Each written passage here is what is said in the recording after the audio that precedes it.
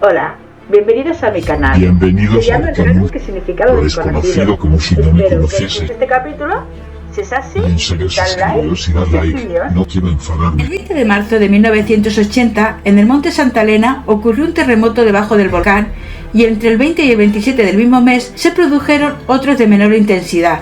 Justo el día 27, cerca del mediodía, el monte lanzó una columna de ceniza y vapor que alcanzó la exorbitante altura de 1829 metros. Pero lo peor no había ocurrido. En la mañana del 18 de mayo se produjo un temblor de 5,1 de magnitud y la parte norte del volcán comenzó a colapsar. Lo que sucedió fue un deslizamiento de tierra y una erupción que duró más de 9 horas. La columna eruptiva alcanzó los 24 kilómetros de altura y las cenizas tocaron parte de 11 estados de la nación estadounidense. El saldo fue de 57 personas fallecidas, entre ellas un fotógrafo y un geólogo. Los restos de cientos de animales fueron recogidos carbonizados y entre ellos se encontraron seres enormes que rápidamente fueron ocultados por los militares. En el libro ¿Quién te está mirando?, una exploración del fenómeno Bigfoot en el noroeste del Pacífico por Linda Cole Suchi. Miles de personas se presentaron con sus aportes. La fallecida Linda Suchi se había comunicado con más de 8.000 personas y obtuvo muchos informes de testigos oculares. En uno de sus relatos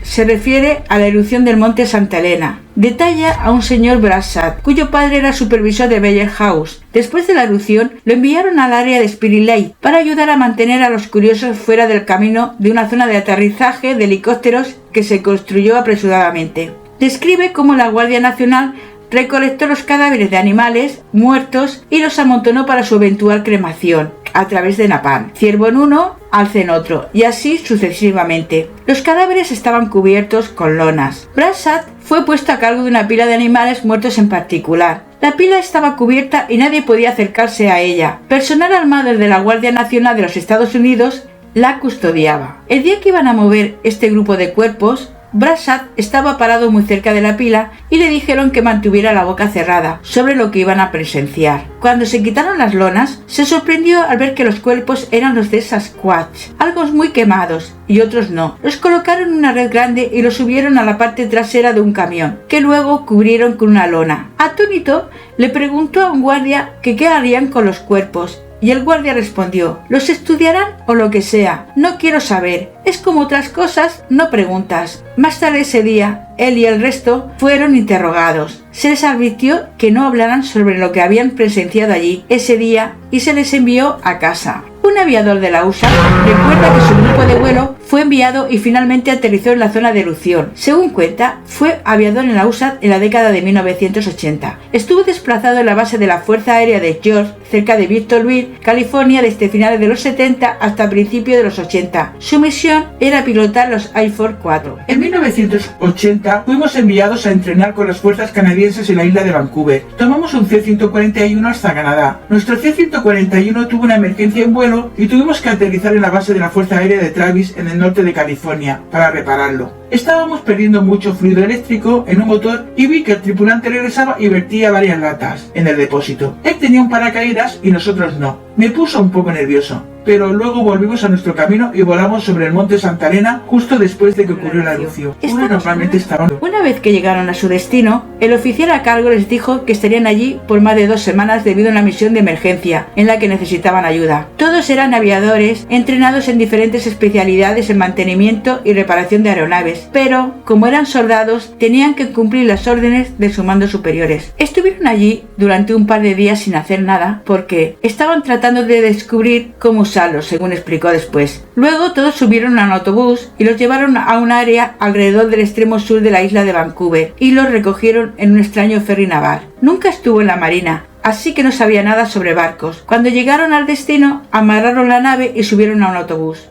Normalmente estaba nublado y lluvioso. Mientras continuábamos nuestro viaje hacia el área del desastre, nos dieron un M16 y una revista que encontré fascinante, porque la mayoría de las tropas alistadas de la USA disparan un arma en forma básica, y es posible que nunca vuelvas a ver un M16. También nos dieron cascos verdes mal ajustados, marcados como WAR, y nos dijeron que siguiéramos las órdenes que nos iban a dar en la próxima sesión informativa. administrativa. En la sesión nos dijeron que consideráramos áreas especiales y que verificaríamos las credenciales y que solo permitiésemos el ingreso de personas que tuvieran las credenciales correctas en las áreas de las carpas militares que se instalaron, que parecían ser el perímetro de un área afectada por la erupción. No teníamos idea de dónde estábamos, no había ningún pueblo ni ciudad alrededor. Dormíamos en un área de tiendas de campaña que estaba cerca de donde trabajábamos. Teníamos una carpa comedor al lado de la carpa donde dormíamos y no salimos de esa área durante una semana o más. La mayoría de nosotros, si no todos, estábamos protegiendo áreas por las que la gente entraba y salía, con lo que parecían ser víctimas. Las tiendas que vigilábamos tenían un vestíbulo y no podíamos ver lo que había detrás de la segunda puerta. Estaba todo muy iluminado y vigilado, y había que atravesar un par de particiones para llegar al área principal de la tienda. Supongo que estaban allí para evitar que los guardias espiaran las tiendas. Eso nunca sucedió o estuvo cerca de suceder porque poca gente entraba o salía. La única vez que alguien se acercó al área que estaba vigilando sucedió después de la medianoche y me pareció un médico con una bata blanca de laboratorio con un paciente o una víctima, envuelta en lo que parecían ser abrigos y gorras de kiki azul marino. Nunca se podía ver a la persona que entraba o salía de las tiendas porque tenía las manos en los abrigos y entraba agarrados por el brazo. Creo que estuve allí de 8 a 9 días, eso es lo único que noté. Fueron esas personas muy altas. No estaba en posición de ver qué tan altos eran, pero era obvio que eran más de una cabeza más altos que el médico, si eso es lo que eran. Solo habló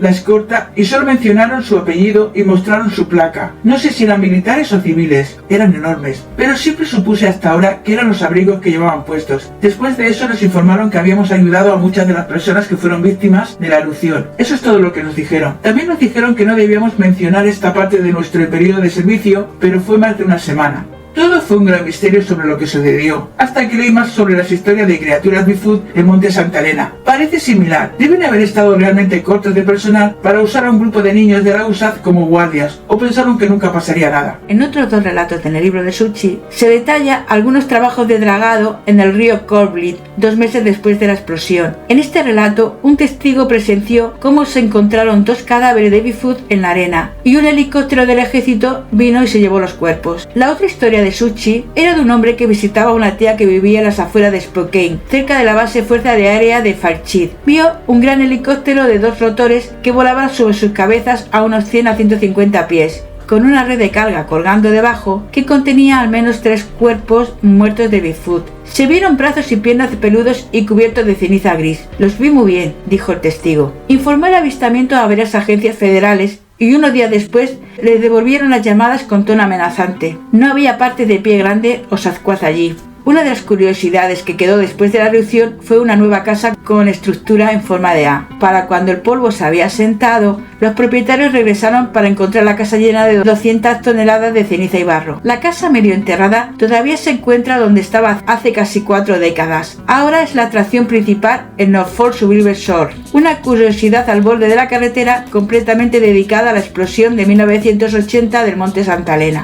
Pero, si bien la casa puede atraer la mayor parte de la atención, hay una parte de la historia en la propiedad que es mucho más interesante: la tumba del Bigfoot. Después de la erupción, Sasquatch desapareció de la escena, lo que llevó a muchos de los lugareños a temer que el desastre hubiera matado a su monstruo local favorito. Después de todo, el noroeste del Pacífico siempre ha sido un semillero de avistamientos de Bigfoot, por lo que es razonable pensar que el tipo peludo grande podría haberse convertido en una víctima de la explosión. La Norfolk Survival Shore se encargó de honrar la prematura desaparición de la criatura erigiendo una gigantesca escultura de la bestia. Es considerada una de las estatuas de Bigfoot más grandes del mundo y la única que marca su tumba. Hoy en día la gigantesca lápida es difícil de pasar por alto mientras se viaja por la autopista de Spirit Lake en Washington. Durante años los viajeros se han detenido en el extraño monumento para presentar sus respetos al grandullón, algunos incluso colocando flores en su tumba.